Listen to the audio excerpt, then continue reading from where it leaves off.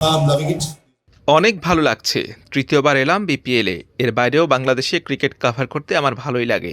গত ৩ থেকে ৩.৫ বছরে প্রায় ১০ বার বাংলাদেশে আসা হয়েছে। প্রতিবারে এসে দেখেছি বিপিএল কতটা বড় হচ্ছে এবং তরুণ প্লেয়াররা উঠে আসছে। 3.5 years. So every time I come here, I'm just amazed by how BPL has grown and also the talent coming through. So most of the players I've seen them from the under 19 levels. So yeah, very very happy to be covering BPL. It's fine. I mean, দারুণ broadcasting দল, আতিথেয়তাও অনেক ভালো এখানে। provided with whatever we needed, not only security, hospitality, from everything, but a broadcasting need. I think we've been looked after very well.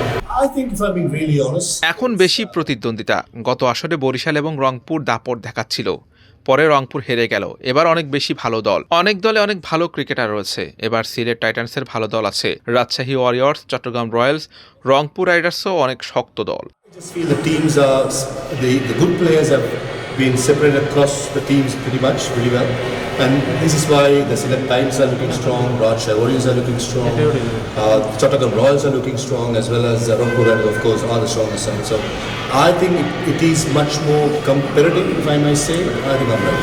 I think it's one of the best. টি-টোয়েন্টিতে সে অন্যতম সেরা। Power play এবং death বোলিংয়ে সে একজন master. অনেক বছর ধরে সে অনেক wicket নিয়েছে, ইকোনমি রেট 8-এর নিচে। যে কিনা পাওয়ার প্লে এবং ডেথে বল করে, দারুণ ব্যাপার। সে যদি এই ফরম্যাটে সেরা নাও হয়, সে অন্যতম সেরা। Under 8 runs for over for a bowler who bowls in the power play, who bowls in the death, is amazing. So Fizz is one of the best, or if not the best, in T20 cricket. I think it's a sad situation. দুঃখজনক। আমি মনে করি ক্রিকেটের সাথে রাজনীতি মেশানো উচিত নয়। সে নিজের সুযোগটা অবশ্যই লুফে নিত কলকাতায়। বাংলাদেশ থেকে কলকাতা বেশ কাছেই। আইপিএল এবং কেকেআর দুই পক্ষের জন্য বড়ই ক্ষতি। ক্রিকেট এবং রাজনীতি মেশানো হয়েছে। সাবেক ক্রিকেটার হিসেবে আমি দুঃখিত, তবে আশা করতে পারি ক্রিকেট এবং রাজনীতি মেশানো হবে না। এর চেয়ে বেশি কিছু আমি করতে পারি না। So I think it's a massive lose for KKR and IPL both, and it is what it is when cricket and politics mixed up. This is what happens. So as a former player, I'm pretty sad for Mustafiz, and I feel sorry for him. But it is what it is, and I just hope that the cricket and politics stays away. And I mean, not the cricket. Sorry, the politics stays away from cricket, and cricket just runs by its own. I think. আমি তুলনায় যেতে চাই না। BCB নিজেদের পদক্ষেপ স্পষ্ট করেছে। এখন আইসিসির সিদ্ধান্ত তারা কী করবে। 3 সপ্তাহ আগেই সূচি দিয়ে ফেলেছে, তাই আইসিসির জন্য এখন সূচি বদলানো কঠিন হবে। দেখা যাক সামনে কি হয়। Happen in the future. So all in all, once the schedule is out, it's already been announced about I think 3 weeks ago or something, and now they need to reschedule it back. So it's going to be tough work for ICC. So let's wait and see what the decision is going to be. I think that's more than. আমি এখানে একজন ব্যক্তি হিসেবে এসেছি, শ্রীলঙ্কান হিসেবে নয়। নিরাপত্তা, আতিথেয়তা সবকিছুই দারুণ। এখানে বিসিবি ভালো দেখভাল করছে আমাদের, ব্রডকাস্টাররাও ভালো। আমি এখানে একজন প্রতিনিধি, সেভাবেই আমার কথা বলা দরকার। আমি বেশ খুশি আছি। The production company. So all in all, I feel very comfortable. I feel homely. So if I'm representing my country, I think I have that role. I tend to have that tag in my mind always that I am an ambassador of my country wherever I go in the world. So I have to behave. I have to act. I have to speak the way ambassador should speak. So it is what it is. I think I'm very happy. I'm just having a good time being in Bangladesh, covering the people. It's very.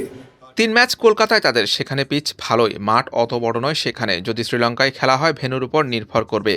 কলম্বোয় 2 venue, ক্যান্ডিতে 1টি, 3 ভেন্যুতে 3 ধরনের condition থাকবে। ফলে এখনই বলা যাচ্ছে না বাংলাদেশ কেমন করবে। Since the decision is not being made, it depends on the venue. Now Sri Lanka is going to have 3 venues: Kandy, 2 in Colombo, Premadas, and SSC. 3 different stadiums, 3 different conditions. So until I know what's happening in the schedule, very hard to tell.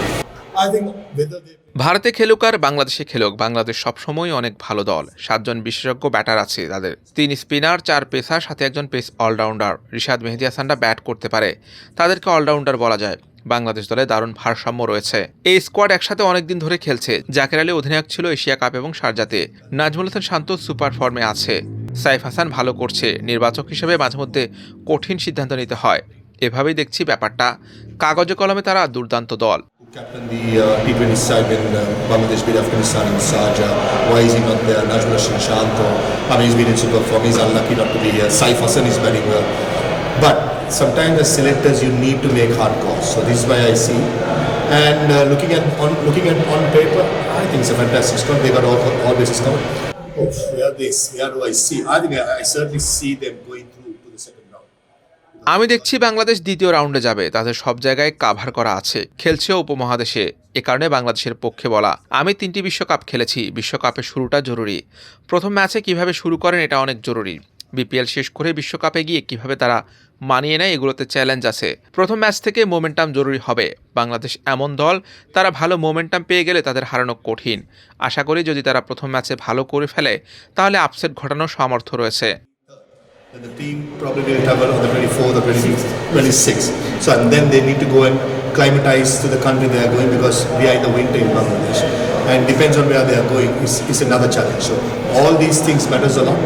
And again, from the first game, the momentum is going to be crucial because Bangladesh is a side when they get to a good momentum, they are very good. They are very much hard to beat.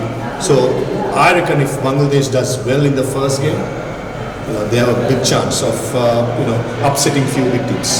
Definitely less travel means less hassle. ভ্রমণ কম করা মানে কম ক্লান্ত হওয়া। তবে এখন franchise cricket, জাতীয় দল মিলে ক্রিকেটাররা ভ্রমণের মধ্যেই থাকে। এর ফলে পেশাদার ক্রিকেটাররা বিষয়টি নিয়ে অত মাথা ঘামাবে বলে মনে হয় না। They travel all over the world, so I don't see a massive advantage, but certainly there will be something I don't know. But I don't think our professional players will mind too much about the travel because they are being paid to do a job. They are professionals and they know. I haven't spoken to him honestly, but এখনও কথা হয়নি ফিজের সঙ্গে। আমি সুযোগ পেলে বলবো পরিশ্রম করে যাও, নিজের কাজটা করে যাও। চুপচাপ থেকে নিজের কাজ করে যায়। কেবল বাংলাদেশ নয়, বিশ্বের মধ্যেই অন্যতম সেরা পারফর্মার। আমি বলতে চাইবো পরিশ্রম করে যাও, পারফর্ম করে যাও। silent boy, he just goes his business, he gets the job done. And one of the best performers, not only in Bangladesh, in the world. So he's a thorough professional, he knows what's to be done. So only thing he can concentrate is to work hard on his game and perform. So my advice would be the same, just work hard and perform. There are many players. Senior প্লেয়াররা ভালো করেছে। যুব Asia কাপে বাংলাদেশ অনেক ভালো করেছে। এবার জিততে না পারলেও আগে অনেক ভালো করেছে। তার মানে হচ্ছে ক্রিকেটের সিস্টেমটা ঠিক আছে, সাথে ফাস্ট বোলারও আছে ভালো ভালো, ব্যাটাররাও আর একটু ধারাবাহিক হতে পারে। প্লেয়াররা যারা আছে তারা পারফর্ম করতে সামর্থ্যবান। So the system is working really well. There are players coming through, and the academy is producing lots of good players. So certainly when it comes to the fast bowling stocks of Bangladesh, very impressive. That's some number one in my opinion. Like the number of fast bowlers available for all the formats. So that's something certainly is a positive side. Batsmen, yes, consistency-wise can be better. And if you look at the players who have missed out in the T20 World Cup squad, there are some good players outside. So the players who have gotten themselves in, they have a role, a job to perform somehow because there are people behind them. So you need to keep up. So I think overall, looking at how the academy and everything is going, it's looking good for Bangladesh. I mean, it's very hard. ফিজ, বুমরা দুজনকে তুলনা করা কঠিন। আমার মতে Bumrah T20 ফরম্যাটে সেরা, তবে মুস্তাফিজও অনেক বেশি পিছিয়ে নেই। জাসপ্রীত দারুণ কিছু কুইক ডেলিভারি করতে পারেন। ফিজ আবার কাটারে বেশ নির্ভরশীল। দুজনকে তুলনা করা কঠিন। Length deliveries, Yorkers, or slow delivery. As Mustafiz, depending on the surface, he bowls more cutters. So it's very hard to compare. But two big names. Yeah, as I said, তারা দুজনে উপরে থাকবে, তাদেরকে আলাদা করতে চাই না। আমি নিতে পারলে দুজনকেই নিব। stands up top. It's very hard to compare. It will be very hard to separate them. Top two, and they are the two. If I have to choose, I'll pick both of them in my side. It's an art. এটা একটা art, স্লোবল একটা art, সেটা দারুণভাবে রপ্ত করে ফেলেছে নিজের অভিষেকের পর থেকে। এজন্য অনেক প্লেয়ারই ফিজ বলে, তবু ফিজকে খেলতে গিয়ে তাদের বেগ পেতে হয়।